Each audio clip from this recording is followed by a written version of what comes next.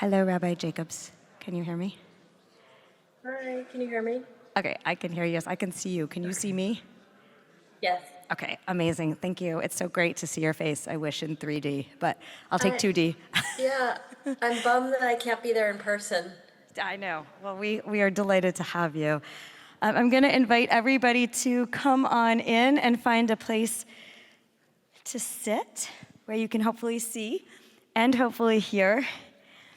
I want to welcome you to a very special evening here at Congregation Shereth Israel. I'm Rabbi Jessica Graf. I know many of you, most of you, but maybe not all. So if you haven't met me, I am joined here by my colleague, Rabbi George Altshuler. I know knew he was here somewhere. And our beloved senior colleague, who's here somewhere too, Rabbi Greg Wolf, who is home tonight, and I'll explain a little bit more about that in just a minute. But tonight we gather for the Rabbi Martin S. Weiner Memorial Lecture. Many of you may know that for years and years we had a very special Rabbi Martin S. Weiner lecture. It was a passion of our Rabbi Emeritus of blessed memory. And at the time of his death, we decided that we would continue with this lecture series in his honor and his memory as he fills this sanctuary and is here among us so often. I feel his presence here. And so the food is a little bit different. He liked cold cuts. Those of you may remember who were here in years past, it was always cold cuts. So the food is a little bit different, but the passion for learning remains, and we are very honored to be able to present this lecture tonight. I especially want to welcome members of the Weiner family, Liz and Josh, and Norm and Steve, who are here with us tonight to honor Marty's memory in their home community. So welcome home. Many of you knew Marty. He was our 8th senior rabbi here at Congregation Shereth Israel. I'm number 10, and I am honored to be one of 9 students who grew up here and became a rabbi. I think if I say this enough times, one of my colleagues is probably going to hit me in the head eventually, like, stop talking about this. But it's really a very special and very unique situation that we have here. Rabbi Greg Wolf is number 1 of the 9 of us. Rabbi George Altshuler is number 9. I'm number 6. And the 9 of us are all doing interesting and amazing things out in the world, teaching Judaism and teaching a passion for our Jewish learning, just as our teacher, Rabbi Martin Weiner, and then of course Rabbi Larry Ruffel, who many of you knew, number 9, who came after him, inspired in us. So to be here tonight, to be able to present this on such an important topic, I think would make Marty very proud, and I'm especially pleased that his number 1 student can be here with us tonight. It's very special that Rabbi Wolf continues to be in his home congregation and to guide us, to inspire us, along with Rhoda, of course, who all of you know. Rhoda Wolf and Shel Wolf are pillars of the congregation. Shel, of blessed memory, was a past president and lifted up Rabbi number 1. So very happy to have you home as well. We are extremely lucky tonight to have Rabbi Jill Jacobs with us. When I say with, here she is, in 2 dimensions. I really wish you were here in 3 dimensions. I was looking forward to giving you a hug. But she is, well, I was going to say buried under snow. I guess there's no snow immediately in your vicinity, luckily. You look warm and toasty, but all of the flights out of New York City were canceled, unfortunately, and Rabbi Jacobs was unable to come here in person tonight. So a special thank you to Peter and to Jen and to Zach, who managed to rig up this technology and allow us to have this conversation, which is so important, with Rabbi Jacobs from afar. Let me just read you her bio so you know who is talking to us. Rabbi Jill Jacobs is the CEO of TRUA, the Rabbinic Call for Human Rights, an organization that trains and mobilizes more than 2,300 rabbis and cantors in their communities to bring a moral voice to protecting and advancing human rights in North America, Israel, and the Palestinian territories. She is the author of Where Justice Dwells, a hands-on guide to doing social justice in your Jewish community, and there shall be no needy, pursuing social justice through Jewish law and tradition. She has published in the Washington Post, Slate, and all over the place. She has been named 3 times to the Forward's list of 50 influential American Jews and to Newsweek's list of the 50 most influential rabbis in America. The New York Times featured her as one of the 6 New Yorkers who make the city a better, cooler, fairer place in 2023. Rabbi Jacobs holds rabbinic ordination and an MA in Talmud from the Jewish Theological Seminary, an MS in Urban Affairs from Hunter College, and a BA from Columbia University, where we hung out together. She is also a graduate of the Mandel Institute Jerusalem Fellows Program. She lives in New York with her husband, Rabbi Guy Austrian, and their 2 daughters. So Jill is a foremost thinker, leader in our country on issues affecting us today. And as we have been very proud to present a number of conversations about Israel, American Jews, and our relationship to Israel before and after October 7th. We had begun a very interesting series on democracy in Israel long before October 7th, and we are continuing to present challenging conversations because we as American Jews and people who are part of the Jewish adjacent community, I like to say, need to think about what we're gonna do in this changing world. So as I always say as we begin these conversations, I hope some of this will challenge you, maybe even upset you, infuriate you. I don't know exactly what we're gonna talk about, but that's the idea, that we really are wrestling and thinking. Yisrael means to wrestle with God, and it is our challenge as Jewish people to be wrestling constantly for sacred outcome with God and with the modern state of Israel. So welcome to all of you tonight. I just want to start off by asking you, Jill, will you just tell us how you are, and we want to make sure you're warm and everything's good over there in New York. Thank you so much for having me. I really wish I could be with all of you, and I was very hopeful that some flights might have gotten out this morning, but it was not to be. So thank you for rigging up this technology, and it's good to be with you. We're all good. We just can't go anywhere. Okay, so we have you here, which is good. You're with us. Thank you also for staying up late. So we want to talk to you about this very challenging moment in life, especially for American Jews. What's going on that we need to be thinking about, especially with regard to our relationship to Israel? How are we going forward? How can we reset at this moment? What do we do? Thanks. The last couple of years have been obviously an extremely challenging moment for everybody, but certainly for American Jews. We've seen first, of course, the horrors of October 7th and the murders of Israelis in their homes and the taking of hostages who we prayed for nearly 2 years until they finally came home. And then over the course of the 2 years and plus of war, we saw just the complete and utter destruction in Gaza, more than 70,000 Palestinians who were killed, including thousands of children, the destruction of most of the Gaza Strip, displacement of families, et cetera, which unfortunately is continuing even in the ceasefire.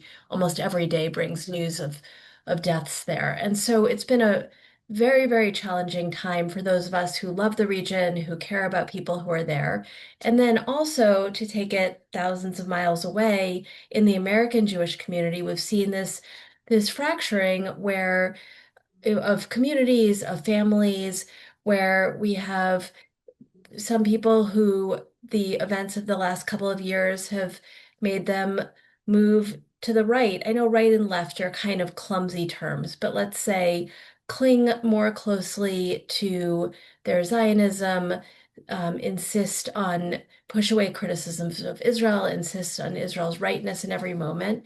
And then you have others who have moved farther to the left or farther away from Israel, who are focused on the pro-Palestinian movement, and who in some cases say Israel is just a settler colonial state that has no legitimacy, right? So you have these two poles, but actually the majority of American Jews are somewhere in between. The majority of American Jews, we know this from polling, including polls that have just come out in the last few weeks, are committed to the long-term future of the state of Israel, committed to Israelis, and also committed to an end to occupation, committed to the well-being of Palestinians, committed to a future that allows for both Jews and Palestinians to flourish in the region. And so, on the one hand, we have this very public polarization. On the other hand, we know that the vast majority, certainly of Jews, are committed to principles of human rights for everybody in the region, believe that everybody who's there, all 15 million people roughly divided between Jews and Palestinians, are not going anywhere, are staying exactly where they are, and are committed to a solution that allows that to be possible. So, as you were mentioning, we've seen a lot of strife in American Jewish families, particularly generationally. People, within families have such different opinions about what could and should happen and how we should be in relationship with Israel. What do you see happening in our families? How can we help our kids feel comfortable to support their understanding of Israel while also understanding the generations that came before them? Yeah, well, we've seen these generational shifts, which are very much determined by what was happening as you were growing up. So, of course, we have, well, actually, let me take it even before the foundation of the state. It was not always true that American Jews were Zionists, right? We had a period in which American Jews, before the founding of the state, even after the founding of the state, were a little bit nervous about Israel, and particularly nervous because American Jews were pretty comfortable here and were trying to eradicate anti-Semitism and trying to find their place in America, and were very worried that the creation of the State of Israel would lead to accusations of dual loyalties and or an insistence that American Jews should move to Israel when, of course, most American Jews wanted to stay here. That really shifted in the Six-Day War when there was a real fear among American Jews, whether it was in the moment historically, historians debate and scholars of war debate about whether Israel was ever truly at risk. But certainly the feeling for American Jews was that Israel was about to be eradicated, that there was going to be another mass murder of mass killing of Jews really not so long after the Holocaust. And so that was a turning point when American Jews really became Zionist in a way that they hadn't before. That generation felt intense pride in Israel, intense pride in the fact that Israel had overcome all of these other nations in the course of 6 days, had taken Jerusalem as well as, of course, the West Bank and the Sinai and the Golan Heights and Gaza during that course of the war. So there was a real turn, both because for so many American Jews and other Jews around the world, there was a sense that Israel was about to be destroyed. And then there was just exhilaration when Israel triumphed in the war. So then fast forward to the 90s when I was growing up and when Rabbi Graf, we were in college together in this moment when there was real hope of peace. And for those of us who came of age in the 90s, we still remember both that hope that there actually could be peace, that there was a future ahead that would allow both Israelis and Palestinians to have a country of their own, to have sovereignty, that the series of wars would be over. And then, of course, it came crashing down with the series of terrorist attacks in the 90s, with the assassination of Prime Minister Rabin by a right-wing extremist, a right-wing Israeli Jewish extremist. And then we had, of course, the Second Intifada, when I was also living in Israel during that time, in my time in rabbinical school, with the suicide bombings and that um, increasing lack of hope for that there would be peace. So there's a generation that came of age in the 60s who remember that exhilaration, that fear and that exhilaration. There's a generation that came of age in the 90s who remember that hope of peace. And then there's a generation who came of age during the 2014 Gaza war or during this current recent Gaza war, who whose experience with Israel is only as a superpower, only as a military power, and only through the experience of occupation, ongoing occupation of Palestinians in the West Bank and beyond, and this war after war in Gaza that always leaves, of course, some Israelis dead, more in this current round, but utter destruction and thousands of people who have been killed in Gaza. So if your first experience of Israel really was in the 2000s, in 2014 during that Gaza war, in 2021 during that Gaza war, in 2023, 24, 25 during this current war, then the story of Israel is a story of a military power that is using just reckless abandon, that is killing civilians and causing mass destruction. So we have these generations that have had vastly different experiences of Israel, and the response to Israel and the approach to Israel really reflects that experience. So you have one, this is vastly this is really, I'm oversimplifying this because, of course, people of different generations are all over the place. Some younger people are more to the right, some older people are more to the left. But in general, you have older generations of Jews who um, who have trouble criticizing Israel, who feel like Israel is always at the point of being destroyed, who see that there's constantly an existential threat to Israel, and for whom criticism of Israel often feels like criticism of ourselves as Jews. And then you have younger people who see Israel only as this occupier, as a destroyer of Gaza, as a destroyer of Palestinian life. And so it's important for people from different generations to understand that we've all had different experiences, that we're seeing different parts of the story, and that Israel means something different to all of us. And I think that in our conversations, whether it's in our communities, in our families, it's important to tell those stories, for people to ask each other, what was your first experience of Israel? What's your most recent experience of Israel? What does it mean to you? And to try to not assume that one person is taking a position because they don't have sufficient information, because they don't care enough, because they don't love the Jewish people enough, because they don't care about Palestinians, but really to understand what's beyond those stories and to try to really hear each other and be able to talk to each other. So, given what you're saying, I think it very well describes what we've seen in the rise of anti Semitism on college campuses, on our beloved campus that was really very troubled over the last couple of years. Um, what, how should we be responding when so much anti Semitism or anti Jewish sentiment is coming at all of us as a result of choices of the Israeli government? Thanks. Well, first of all, I want to acknowledge that the last couple of years have been very scary for Jews. Many of our communities, us individually, have experienced anti-Semitism, and we've seen even violent anti-Semitism, including the murder of two young people outside of the Capitol Jewish Museum, and including the firebombing of a March for Hostages in Boulder that killed one woman, the firebombing of Governor Josh Shapiro's house, et cetera, et cetera. We can go on and on, give examples. It's also important to say that sometimes the Jewish community sees anti-Semitism even when it's not present, sees criticism of Israel's anti-Semitism. So I want to first start by talking a little bit about the difference between criticism of Israel and anti-Semitism. So the first thing that I need to say is that Israel is a country, which should be very obvious, but often people from both the right, the left, the center, elsewhere, don't treat Israel like a country.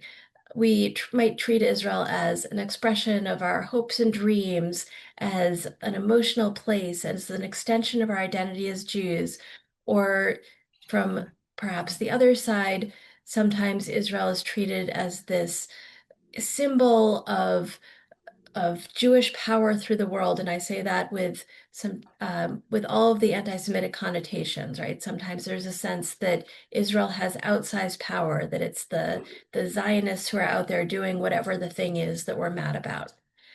So Israel is sometimes felt as an idea more than as a country. So the first thing that we need to do is relate to Israel as a country. And I'll say this now, and I'll say it also after I give a few examples. But the main advice that I say to people when they're wondering, well, where does criticism of Israel end and anti-Semitism begin? I say, think about the country that is not Israel that you're the most mad about. Maybe it's Russia, maybe it's China, North Korea, I don't know, whatever country you personally are the most mad about, and fit it into the sentence that you were going to say about Israel and see whether it makes sense. See whether the things that you would say about Israel are of the variety that one would say about any other country. So, just for an example, there is criticism of Israel that is like criticism that we would levy against any other country. So, criticism of Israel based on its policies, based on its government, based on its adherence or lack thereof to international human rights. Again, we can judge any other country in that way. Boycotting Israel. That I know is a controversial statement to make, but we are all boycotting Russia right now. We're all boycotting North Korea right now. If I decide that I want to boycott any other given country or any a particular state, right? If somebody says, "Well, I'm not going to Florida because of their policies," I'm not going to enumerate them, but because of various policies against free speech that they have against LGBTQ people, if I say I'm boycotting Florida, I don't think that anybody would blink.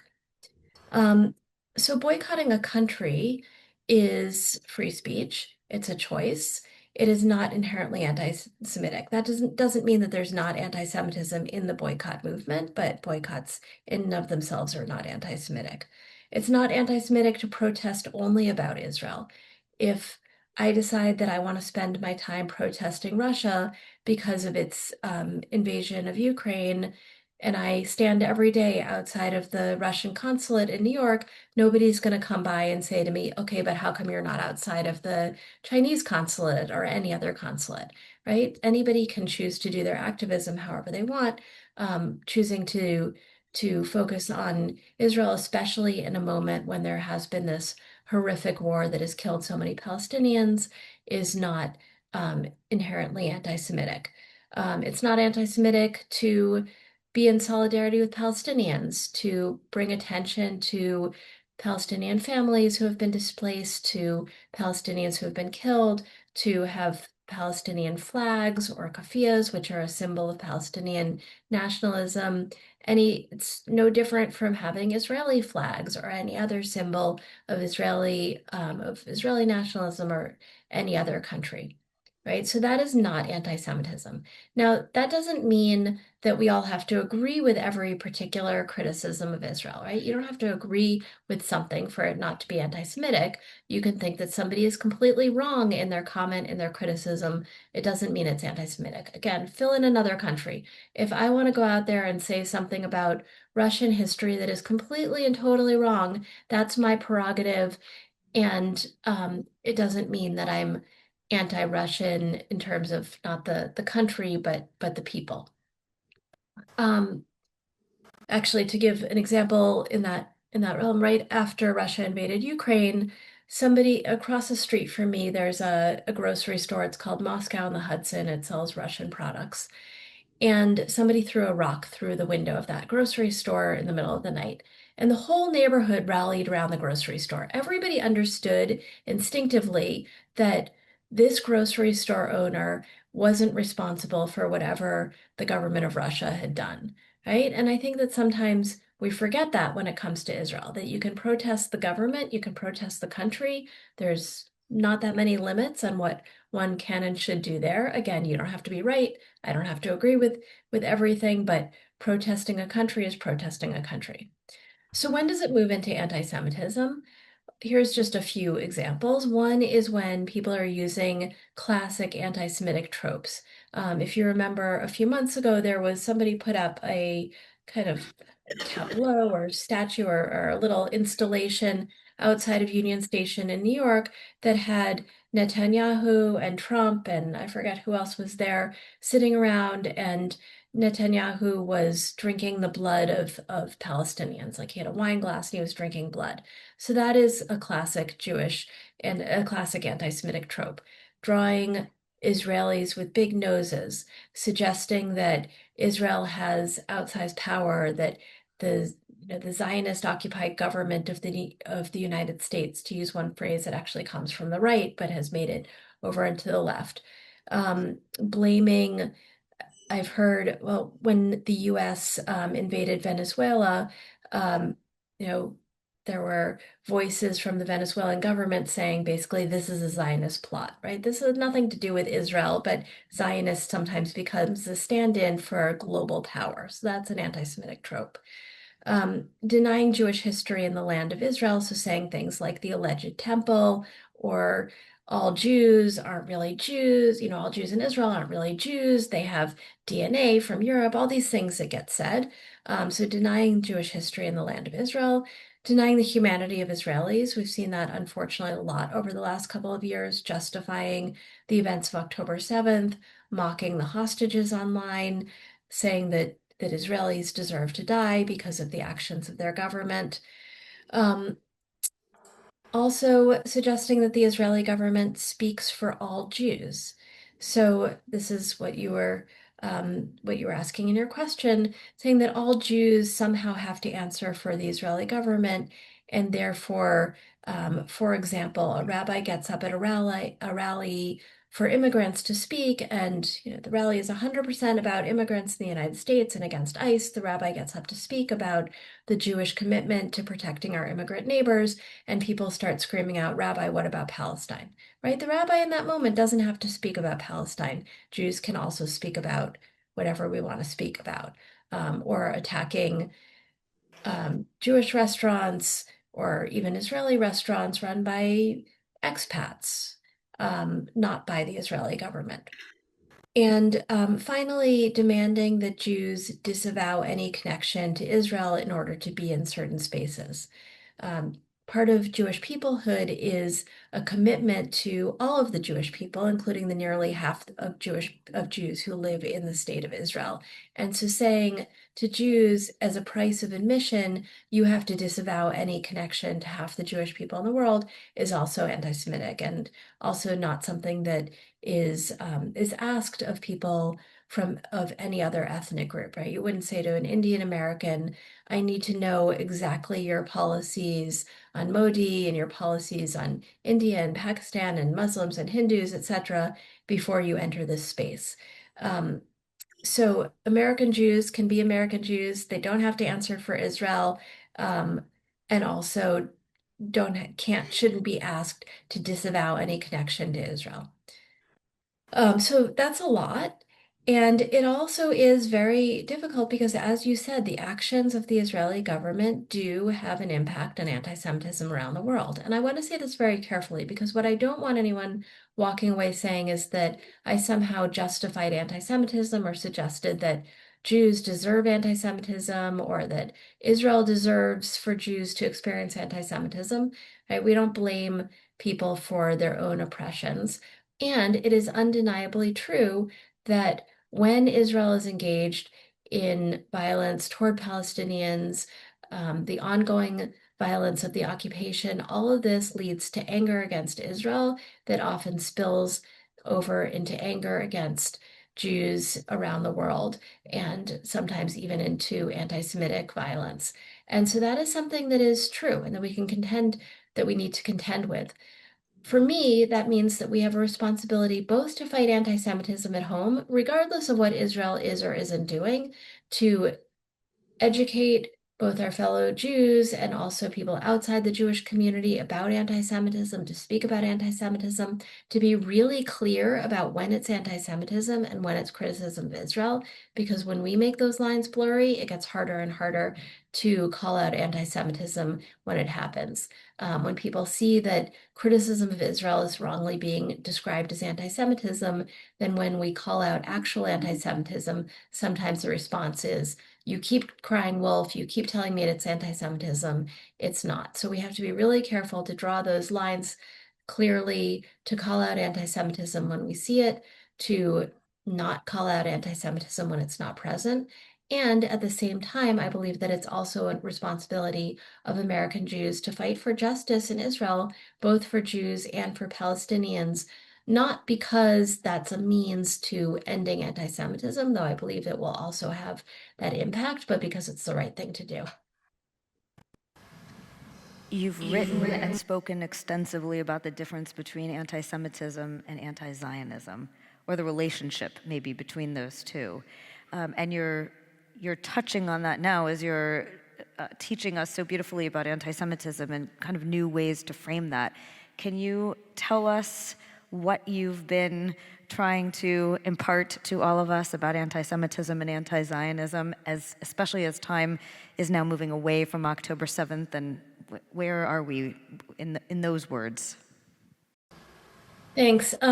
So first, I don't think that the terms Zionism and anti-Zionism usually serve us well. Often we can be in a conversation where two people are talking about Zionism or anti-Zionism, and they think they're having the same conversation, but they're actually having completely different conversations because we all have our own definitions of Zionism. We all have our own definitions of anti-Zionism. It was fascinating. If you saw the survey that just came out from Jewish Federations North America a few weeks ago, um, something like only, I believe, 37% of Jews said that they were considered themselves to be Zionists, but 88% of Jews said that they're committed um, to the long-term sustainability of Israel as a Jewish and democratic state. And then when you looked into the numbers, you saw that the majority of people who define themselves as not Zionist said that in order to be Zionist, you have to agree with the policies of Israel, of the state of Israel. And the majority of people who define themselves as Zionist said that you didn't have to agree with the policies of the state of Israel, right? So we're having very different conversations. And so I think it's important whenever we're in a conversation where maybe one person says I'm a Zionist, one person says I'm an anti-Zionist, they each tell them each other that they're terrible people, and right, the conversation's over. It doesn't really get very far. But let's actually get beyond those words and dig into, well, what does that mean to you? What do you want for the people who are living on that piece of land? What is it? Why do you choose that word? Why do you choose to use Zionist or anti-Zionist, non-Zionist, post-Zionist, no words at all? What are we actually talking about? And so to talk specifically about, well, first, Zionist can mean many things. For some people, Zionist means that they believe in that they want the state of Israel to continue to flourish. For some people, it means that they want Jews to have a safe place to go. For some people, it means that they are planning to move to Israel. For some people, it means that they want Israel to uh, that they want the settlements and the occupation to continue. For some people on the extreme right, it means they want Israel to drive out all of the Palestinians into the sea or into wherever, right? So Zionism can mean many, many things, and anti-Zionism also can mean many, many things.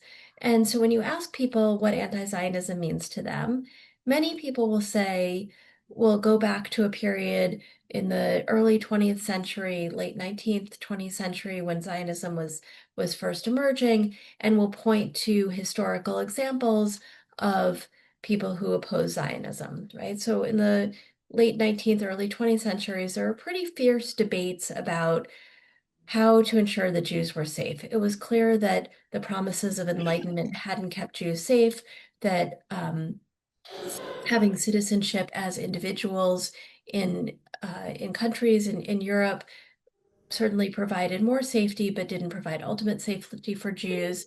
And so Jews were having this fierce debate about how do we make sure that we're safe? Do we ask for political autonomy and collective and individual rights in the countries where we're living in Europe? Do we appeal to first the Sultan of the Ottoman Empire and then ultimately to the British Empire to settle in the land of Israel? If we do, in what form? Are we subjects of the empire? Do we want our own state? Is it a binational state, right? There were lots and lots of debates that were happening. So people who are anti-Zionist often point to those debates and say, look, it was not always a given that the Jewish community would be Zionist. And we are seeing ourselves in the voices of those who said, we need to stay where we are, we need to find safety in the places where we are, right? So that's one answer that you might get. Some people will say, well, for me, anti-Zionism means that I don't want Jewish supremacy in the land of Israel. And I want to have one democratic state for everybody from the river to the sea, just like in the United States, we dream of one democratic state from, I guess, the ocean to the ocean. Um, and so, so I don't want there to be a separate ethnic state.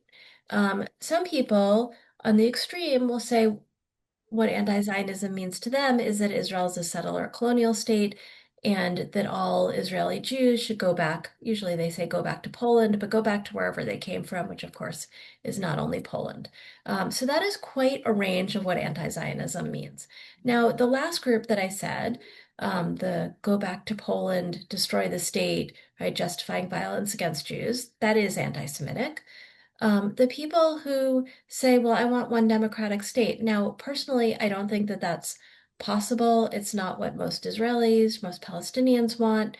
It is also, um, I'll say there have not been any um, likely plans that have been drawn up for how that would actually come to be. But if you want to actually have a conversation about what's the best political solution for that plot of land, is it two states?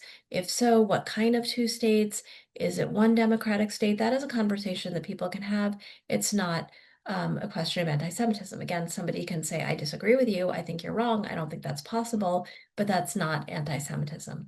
If somebody, when people see themselves in the voices of those who in the early 20th century wanted to find a way to um, to stay in Eastern Europe and Western Europe, to have Jewish autonomy, political, cultural, etc., autonomy. That's also um, a conversation that we can have about what our relationship is to the state of Israel, what our relationship is to the places where we live. I think that we can't just project ourselves back into the early 20th century and pretend that the rest of the 20th and 21st century never happened. We have to, right? It's very different to have a conversation about Zionism in, 1910 in Vienna over a nice pastry and a cup of coffee than it is to have a conversation about Zionism in 2026 when the state of Israel exists, when it has a population of close to 10 million people, 80% of whom are Jewish, right? Now we're talking about actual people on the ground, not a theory or a plan for the future. But again, it's not necessarily anti-Semitism to say, I really wish that history had gone in a different direction. I just want to pause for 1 second to let you know that we really are interested in hearing your questions.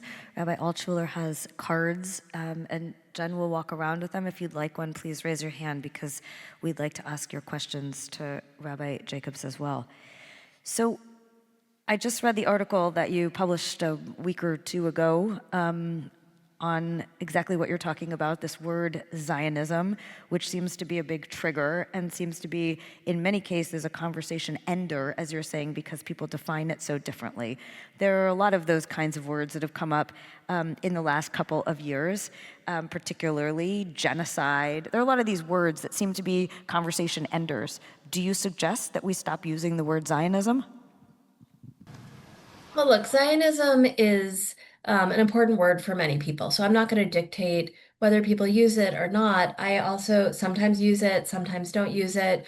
I think in Israel, it is also it's used very differently, right? When we think about, for example, the political parties in Israel, we have the Zionist political parties, which range from the right to, let's say, the center left, depending how you consider the Democrat team, right? The merger of labor and Meretz.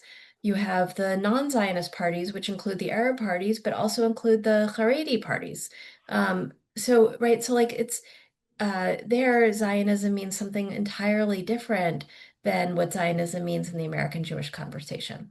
So I don't think we necessarily have to abandon the word Zionism. I think we can redefine it, re-examine it, talk about it. But what I don't think that we should do is allow the conversation to end as soon as somebody says Zionism or anti-Zionism. I think that we are all better off talking about what it is that we actually want for Israelis and Palestinians, what we think should happen in that piece of land, what our values are, what it means for us, hopefully, to stand up for the human rights and dignity of both Jews and Palestinians, and not get so caught up in arguing about whether that's Zionism, if that's Zionism, if it's non-Zionism, because again, those words just end up being the end of the conversation, not the beginning. So on Kol Nidre, I spoke about exactly this, the need for a new definition of Zionism, and a way for American Jews and Israelis and Palestinians, but American Jews and Israelis to work together to redefine what Zionism might look like going forward, because the Zionisms of the past are no longer the right Zionisms, perhaps, to guide us into the future. So what does the future look like? Here we find ourselves 2 plus years after October 7th, in a really topsy-turvy world, where everything seems to need to be redefined so that we can start over again and create a new beginning for Judaism in America in many ways. As our Columbia mate Franklin Foer wrote about, the end of the golden age of American Jews has arrived. It was a very prescient article, I think, talking about this very moment and what that means to us. So in redefining ourselves and redefining Israel and our relationship to it, where do you think we could go? What is the most plausible and hopeful way of imagining what comes next? Thanks. Well, I'm not going to try to predict the future, but I'll say a few things, at least about where our commitments might be. So first, one more thing about Zionism. You know, it's notable that there are a lot of countries that have come to be in the course of the 20th and 21st century, including in the course of many of our lifetimes. And there were national movements that led to the creation of those countries. There's also national movements that are trying to create new countries as we speak. And those national movements have whatever names they have. But as soon as there's a country, then we speak about that country. So whether it's South Sudan or East Timor, any of the countries that have been created in our lifetime, in many of our lifetimes, we don't refer to them by the name of the movement that created that country. We talk about the current politics, whatever they are in that place. And so with Israel, part of I think part of the challenge of focusing on Zionism rather than Israel is we sometimes forget that Israel is now established as a country and we should relate to it as a country. And it is a young country, but it's not the youngest country. And it is not the Israel of 1962 or 1978 or the early days when I think some people even remember having to bring certain products to Israel because you couldn't buy them there, etc. It's a mature country with an army, with decades of politics, better and mostly worse, and with an occupation over some 5 million people. And so we have to relate to it as a country. And it is also on our sacred homeland. And it's also the place where almost half the Jewish population of the world lives. And so when I think about our relationship to Israel, I think it's important to separate some of those strands. So when we say Israel in English, that can mean many different things. It can mean Eretz Yisrael, the land of Israel, the biblical land of Israel that was promised to Abraham, that God promised to Abraham, that the Israelites who left Egypt were heading toward, where there was sovereignty of a series of Jewish kings, destruction of the temple, right? Exile, destruction of the temple again, exile, right? So all of those stories took place in Eretz Yisrael, in the land of Israel, which was not a modern nation state. Right? It was a kingdom, it was a place. It was not a modern nation state in the way that we think about modern nation states. So there's Eretz Yisrael, where so much of our which is our sacred homeland, where so much of our history was. There's Am Yisrael, which is the Jewish people. And we as Jews have a relationship and a commitment to Am Yisrael no matter where they are. So we have responsibilities to Jews who are living in Israel. We have responsibilities to Jews who are living in Ukraine. We have responsibilities to Jews who are living in France, who are living, right, wherever in the world Jews are living, we have responsibilities toward them. Um, but again, that is distinct from a modern nation state. And then we have the state of Israel, Medinat Yisrael, which is a modern nation state just like any other, right? Just like the United States or Canada or any other state. And as a modern nation state, it is bound by international law. It's a member of the UN. It has to follow the same laws that every other country follows. And like every other country, it fails pretty hard in those. And some worse than some, better than others. But Medinat Yisrael is not a religious entity.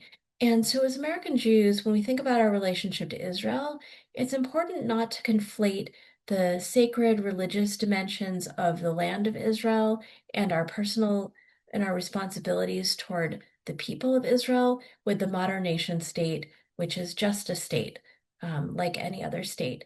And so, for us, what that means is that we can affirm our responsibility toward the people of Israel.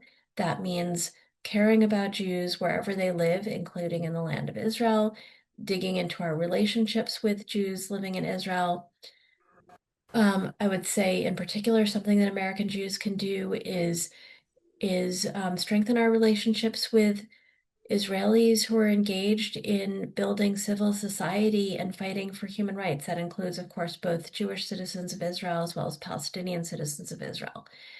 Um, so that's Am Yisrael, acknowledging the sovereignty of Eretz Yisrael, right, which we pray for every single day in our liturgy, and engaging with Medinat Yisrael, with the modern state of Israel, in the way that we would engage with any other modern state, including pushing for it to observe international law. So for American Jews, and I, I want to say actually one more thing as kind of an overall comment, which is for obviously, I don't know the politics of everybody who's in the room, but I will say that for American Jews who tend to be more progressive, who criticize Israeli policy, who criticize the occupation, something that we hear very often is people say, look, how dare you sit in your comfortable living room in San Francisco or in New York and criticize Israel? Right? Your kids don't go to the army. Your kids don't, you're not sitting under falling rockets. You should just basically shut up and send money. Now, I want to point out that we don't say that about when it comes to any other state. I've said various criticisms of Russia as I've sat here. Nobody says to me, yeah, okay, but your kids aren't in the Russian army or the Ukrainian army or any other army, right? I can basically criticize any other country and nobody's going to tell me that I don't have a say because I'm here. That's how international human rights works, that the internal domestic politics of any country are the business of everyone. Um, so progressive American Jews often hear that. At the same time, American Jews on the right have no problem putting millions or probably billions of dollars into building facts in the ground that are building settlements, that are destroying Israeli democracy, that are ensuring or that are trying to ensure that there is never a just solution for Israelis and Palestinians. And so for those of us who do see ourselves on the progressive side, who care about Israelis, who care about Palestinians, who want there to be a better future for both people, we should not be shy about insisting on what we believe in. We should not listen to those voices who are saying, shut up, you don't live there, because again, the people who don't live there but want to invest in settlements and want to invest in destroying Israeli democracy have absolutely no qualms and aren't listening to any criticism. So, as American Jews, and particularly for those of us who see ourselves as progressive American Jews, we should dig in and not be shy about fighting for the Israel that we believe in, partnering, as I said, with Israelis who are working for civil and human rights, putting our money where our mouths are, donating to organizations that are working for a just future, appealing to our elected officials in the United States for American foreign policy that is trying to create a better future for Israelis and Palestinians. Again, I think that the most likely scenario and the one that is the most popular of all the unpopular scenarios for Israelis and Palestinians, among Israelis and Palestinians, is two states, but we should not be shy about fighting for a just solution, because we know that there are people who are fighting very hard for an unjust solution and are not embarrassed about it. I'm going to hand the microphone to Rabbi Altshuler, who has a number of questions to ask from the people who are here. Hi, Jill. There were a number of questions about Zionism, and two that I thought were especially interesting are first, what is your personal definition of Zionism? How do you think about Zionism for yourself? And also, the term Zionism is often used as a slur online. How do you think we should navigate this? A slur on, I missed a word, a slur on what? Like on the internet. How should we navigate Zionism being used as a slur on the internet? Okay, on the internet. Great. Okay, so Zionism, as I said, I would rather talk about what I actually want than about the word Zionism. So what I actually want is for both Jews and Palestinians to enjoy human rights, dignity, including the right to self-determination. And what I believe that looks like is two states, a Jewish state and a Palestinian state, each of which, God willing, will support a minority within its state. So certainly Palestinian citizens of Israel will remain citizens of Israel with both individual and collective rights. And maybe in some ideal future, there can also be a Jewish minority population in Palestine that will similarly enjoy both individual and collective rights as a people. So that's what I actually want. And so that means an end to the military occupation of the West Bank, under which Palestinians who are living there are constantly being pushed aside. Their homes are being destroyed. They're subject to extreme violence. They don't have citizenship in any state. They're stateless people. So that is an absolute violation of human rights. So I want them to have also citizenship in a state, just like all of us want to have citizenship in a state, whatever that state might be. Okay, so I'd rather talk about what I actually believe. But I do want to mention an essay that really speaks to me, that I have an article about it coming out through a Trua series that we put out hopefully very soon. It's an essay that was written, or that was published, I'm not sure exactly when it was written, but it was published in the 1940s, before the establishment of the State of Israel, by Rabbi Moshe Avigdor Amiel, who was at the time the chief rabbi of pre-state Tel Aviv. He died just before, a couple of years before the founding of the state, but he worked in various parts of Europe as a rabbi during World War I, and then ultimately came to Israel and was the Ashkenazi chief rabbi of Tel Aviv before the founding of the state. And he wrote this extraordinary article called Zionism out of love and Zionism out of hate. And there he talks about two models of Zionism, one of which is based on a deep connection to the land of Israel, a sense of responsibility for God's charge to have for the land of Israel to be a place that reflects what God wants of us, a place that reflects divinity, for our relationship to the land of Israel, to not preclude love and care for other people and other lands in the world, just as God can have different relationships with different peoples. So there's a sense of a Zionism out of love, and in contrast, a Zionism out of hatred is based on just a tit for tat approach, where we assume that everyone is going to hate us forever, and therefore the only way to respond is by trying to have as much power as possible, that it's just an international realpolitik power game. And that's, of course, his criticism of political Zionism that is stripped from religion. And I often think about what it would take for us to create this kind of Zionism of love that is based on our connection to the land of Israel, to the people of Israel, that, yes, has a modern nation state, but doesn't prioritize power, violence, above everything else, that doesn't prioritize the acquisition of the most land possible above everything else, and that doesn't lean into bloodshed. So for me, that would be the ideal Zionism. As for Zionism being used as a slur on the internet, I cannot do anything about the internet, unfortunately. I don't think any of us can really do anything about the internet. It is um, just, I mean, we've all been there. We've all been on social media. And I think that this is also one of the reasons that it's important to talk about what we actually mean and not just use the word Zionist, anti-Zionist, because it is often shorthand for whatever it is that somebody doesn't like, or often used to degrade Jews and to degrade Israelis. So again, I don't have a solution for the internet, but I do think that at least in our conversations, places that we can control, it is important to talk about what we actually mean. And also to call out that sometimes when Zionist is used as a replacement for Jew, that is an example of anti-Semitism and also can lead to anti-Semitic acts against real people and real institutions. There were a few questions about some of the hot button terms that you said.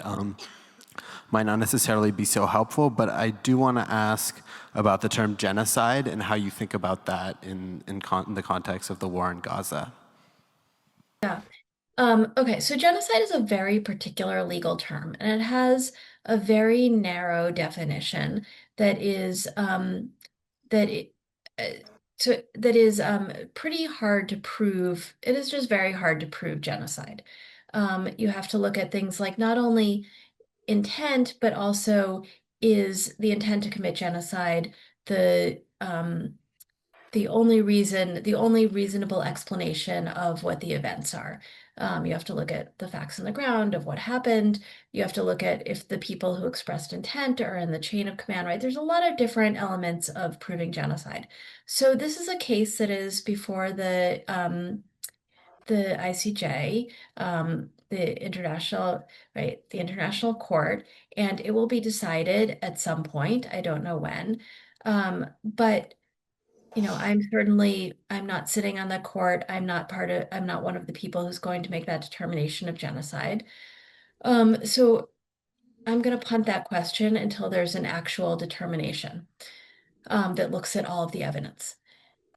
The conversation about genocide, but I want to say that genocide or not genocide, what has happened in Gaza is awful. And we just can't mince words about how brutal and awful it is. And again, sometimes arguing about genocide covers up what actually happened, which is that we have the latest count is more than 70,000 Palestinians who have been killed, which of course includes combatants, but also includes thousands and thousands of non-combatants, including I think the highest percentage of women and children killed of any of any recent war.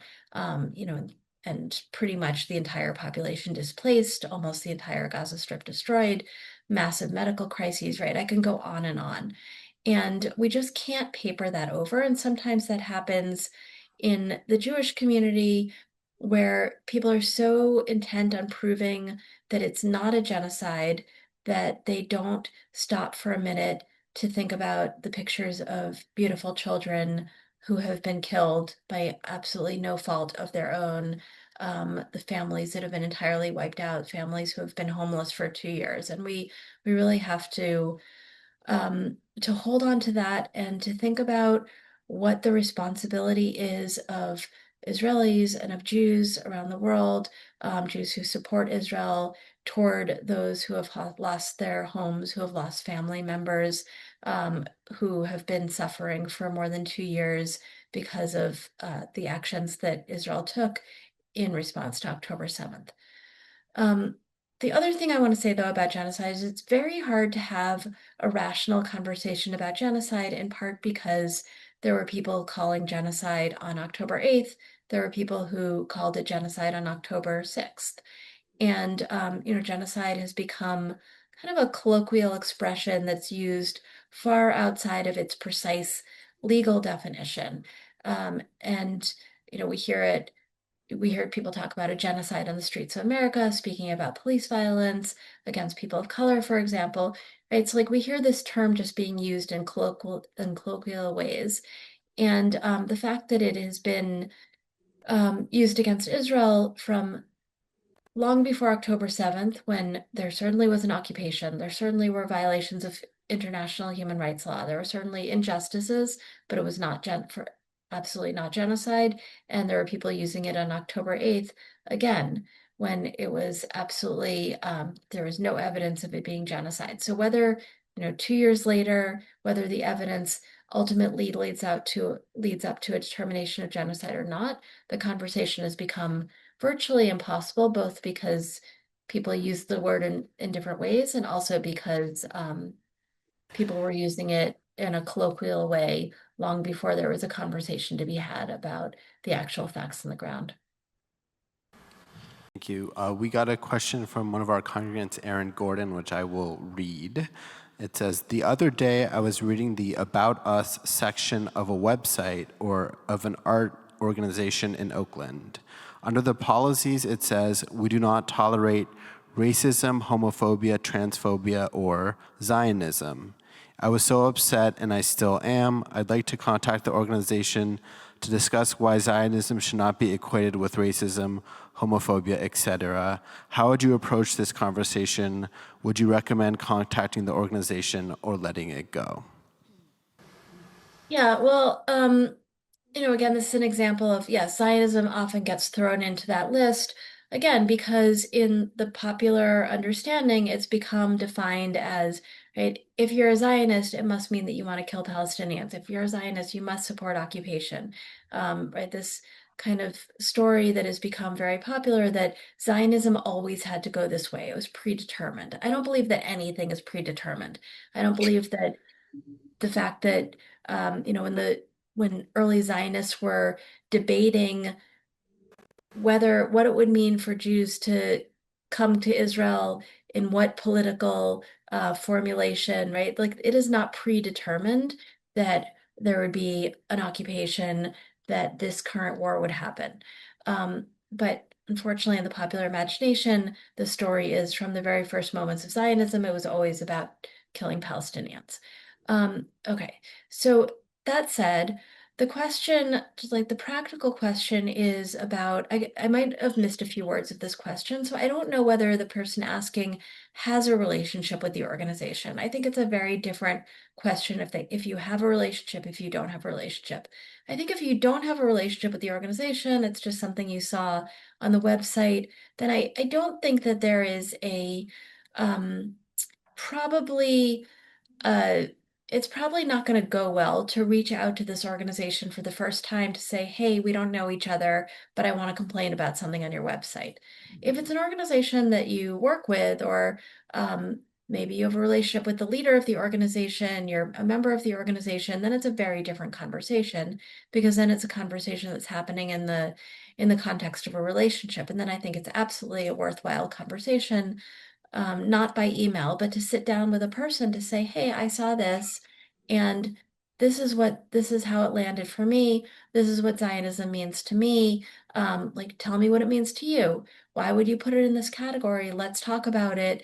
This is how it might, this is how many Jews will understand this term. This is how Israelis might understand this term, Israelis living in the United States. So there, I think a conversation is absolutely warranted. Great. We also have a thoughtful question about the role of the Torah in the Jewish landscape. Especially, it cites verses in the Torah that justify the killing of people in the land of Israel. So how do you think about the role of the Torah in inter-Jewish conversations around Zionism? Yeah. Well, the Torah both promises Jewish sovereignty in the land of Israel, and also provides very serious warnings about sovereignty. So, for example, when we get in the book of Deuteronomy, when we start getting close to the people actually crossing over to go into the land, God gives a series of offers of a very long series of threats and warnings, and says things like, when you get really, when you're very comfortable, you're going to think, I did this all myself. This was all me. And it wasn't, right? It was me, God. And God says basically, Vetakia aretz et yoshveha, the land like throw up its inhabitants. Like God says, I've kicked out previous people. There's been other generations or other groups of people in the land of Israel that I've kicked out because they're not doing the right thing. And don't let that happen to you. This is not a promise where God says, okay, go into the land, do whatever you want, right? God tells us, for example, that bloodshed, not to spill blood because bloodshed pollutes the land. There's many, many warnings about what happens if we don't, if we get so full of ourselves that we forget that our purpose in the land of Israel is to serve God, that it is ultimately a means of serving God, that the land belongs only to God, not to us. We are only gerim, we're only sojourners, temporary residents there. And the moment that we forget that, the moment is the moment that we get ourselves in trouble. And in fact, of course, later biblical text blames and later Jewish tradition blames us ourselves for the expulsions, that it's because of our behavior. So there is both a promise of sovereignty and also a real threat that if you take sovereignty as an exercise in embracing, enjoying power, elevating power above everything else, then you're going to get in trouble. And then God is going to basically say to us, that is not the reason that I brought you here. I brought you here in order to bring divinity into the world, in order that I should dwell among you, and in order that you should create the just world that I envision.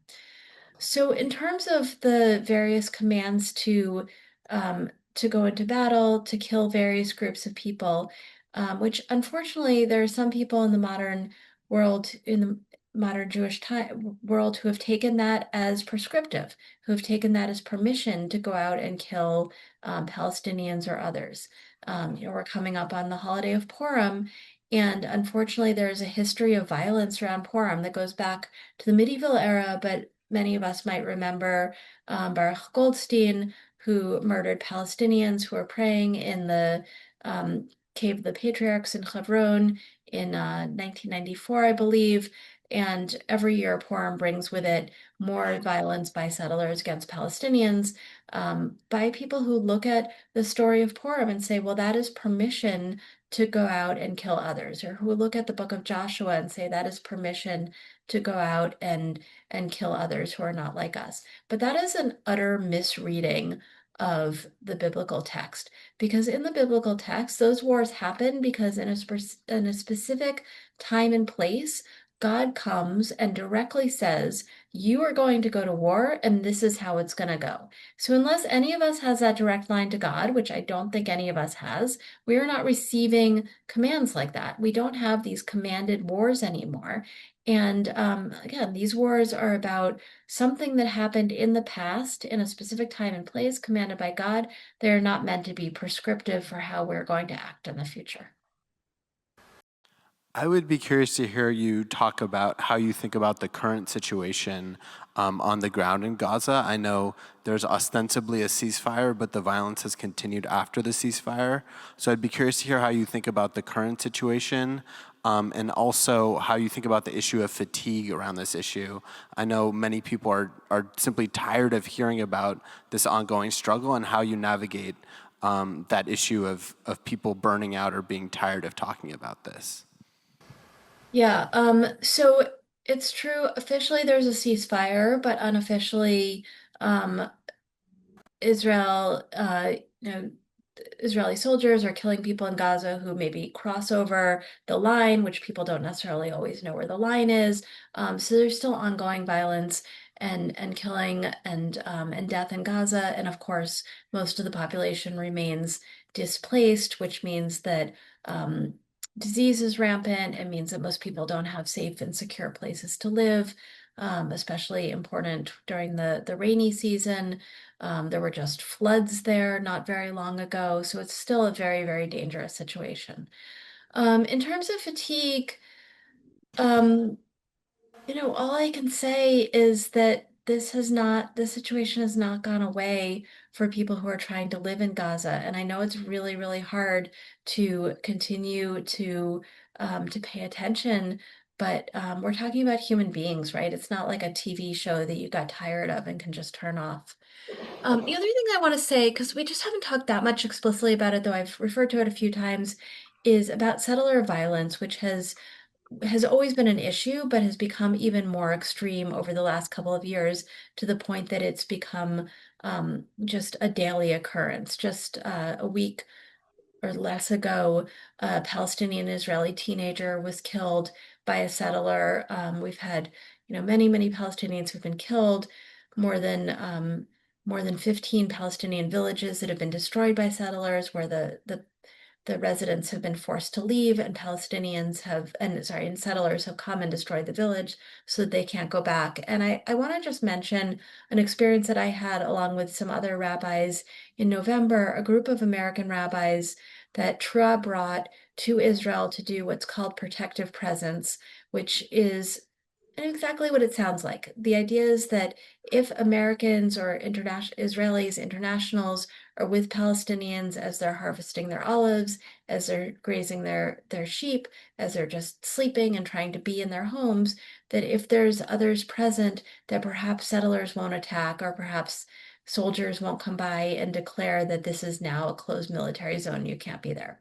So Tra brought a group of American rabbis to spend 3 days doing protective presence with Palestinians in the West Bank in partnership with Rabbis for Human Rights and other Israeli organizations. And we spent a couple of actually very quiet days. We helped one family to pick their olives. It was really crucial because they hadn't previously been allowed to access their fields, but because we were with them, they were able to access their field and to pick all of their olives. We were with a family of shepherds overnight, just sleeping in their village in case anything happened, and going out with them with the sheep. And then on the third day, we were again harvesting olives with a family who had not previously been allowed to harvest their olives. And the whole day, the whole morning, there was a drone kind of hovering above our heads. And it was like annoying, but we were kind of joking about it, about what they would do with the photos. And then it started descending like closer and closer to our heads. It got very dangerous, right? When you have a drone that's like right there, right above your head, a huge drone. I mean, it's like, it's a huge machine. We started to get very nervous, and suddenly it fell, or it was dropped on the arm of one of my Israeli rabbinic colleagues, and ripped a huge gash in her arm. She ended up going to the emergency room and getting stitches. Thank God, it could have been actually much, much worse. And pretty soon after that, as we were kind of standing around with this huge drone in the middle, not touching it, these two settlers in IDF uniforms, armed, come running down the hill, run straight into this crowd of, probably 50, 60 Israelis, internationals. They're not scared. They just run right through us, grab their drones, start to run away. They're yelling at us, accusing us of throwing rocks to bring the drone down, which of course didn't happen. And then one of them shoots his gun, thank God, over our heads, which is also dangerous. A bullet that's in the air could land. And, we're kind of shocked. We wait. Um, little bit later, the head of the settlement security team comes down the hill and with a couple of soldiers, and basically accuses us again of throwing rocks, bring down the drone, assaulting these two men. We show the videos that we have. It's really clear it didn't happen. The soldiers tell us that it's now, closed zone and to go away. And so we leave. Thankfully, we're done harvesting the olives, and that family, we dragged all these heavy bags of olives up the hill so that they can have them. Um, so I want to tell that story because it's evidence of the violence that happens pretty much every day in the West Bank, even when there's Israelis present, even when there's internationals present.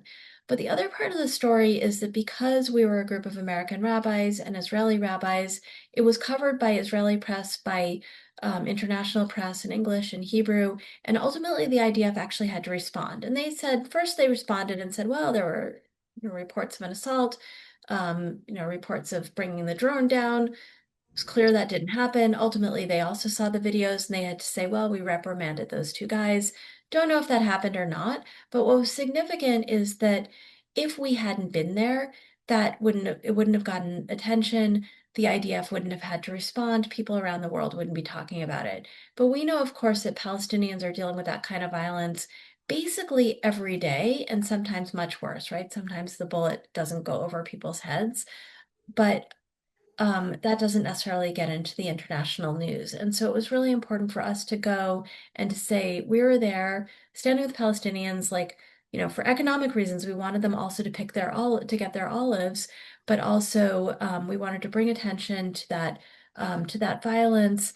And also to say that we were there as people who love and care about Israel, who are really um, just horrified by the ways in which messianic settlers who value power and blood and call themselves religious people are driving or are now in charge of the country and have no are not like I said, right there in the Torah, God says blood pollutes the land, but are just completely ignoring what God wants us to do, the way that God wants us to live in the land. So it was important for us to be there as rabbis to show that there's a different way, that we're committed to Jews remaining in the state of Israel, in the land of Israel. We're committed to Palestinians also remaining in their homeland, and that we can be there as people who love Israel and hate the policies of the state. What else is Trua doing, your organization, to address what's going on right now? In Israel or in general? Well, I think both. I'd love to hear a little bit more about what you're actively doing right now. I know you're incredibly busy and the organization is so valuable. Tell us a little bit more. Some people may not know all of the things that Trua is working on. Thanks. So True Works, half of our work is on Israel and the occupied Palestinian territories, and half of our work is on issues in the US. So we are extremely busy right now. Um, and so on Israel, I talked about our protective presence trip in November. We're doing another protective presence trip of rabbis in May. And so that will be another opportunity for American rabbis to be with Palestinians, hopefully to prevent violence. Obviously, we hope that that there is no violence, but of course, whatever happens, we'll come back and we'll report on it. We're also supporting a number of we're supporting some significant legislation, including a piece of legislation that's been introduced both into the House and into the Senate that would restore the Biden era sanctions on violent settlers, making sure that the most violent settlers and their organizations can't get access to a bank account that allows them to be able to continue their actions. So that was something that President Biden had started to put in place, and of course, President Trump ended it. So we are supporting that legislation, which is just really important for, for not giving violent settlers access to funds. In the US, much of our work over the last, I don't know, few months or a year has been focused on protecting our immigrant neighbors and opposing President Trump's just horrific actions and violent kidnappings of immigrants off the street, whether it's in LA, Chicago, Minneapolis, of course, elsewhere.